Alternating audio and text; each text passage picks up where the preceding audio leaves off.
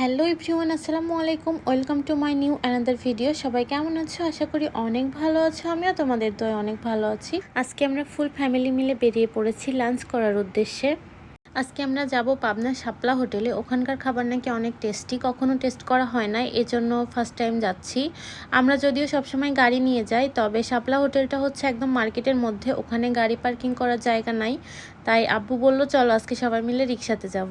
So এই যে এখানে আমি, রোজা আর আম্মু একটা রিক্সাতে উঠছি, আর আব্বু, কথক আর বাঁধন আরেকটা রিক্সাতে। অনেকদিন পরে ফ্যামিলির সাথে এভাবে রিক্সা করে ঘুরতে বেশ মজাই লাগতেছিল। আর এই যে আমরা পৌঁছে গেছি শাপলা হোটেল। এটা হচ্ছে পাবনা প্যারাডাইসের অপোজিটের দোতলাতে অবস্থিত। আমরা এই যে উঠে চলে আসলাম দোতলাতে। আমরা এখানে খেয়েছিলাম টাকি মাছের ভর্তা, গরুর মাংস আর ডাল। সো আমার কাছে গরুর মাংসটা অনেক ভালো লেগেছে, টাকি মাছের ভর্তাটা অতটা ভালো লাগে নাই, তবে এভারেজ মোটামুটি ছিল।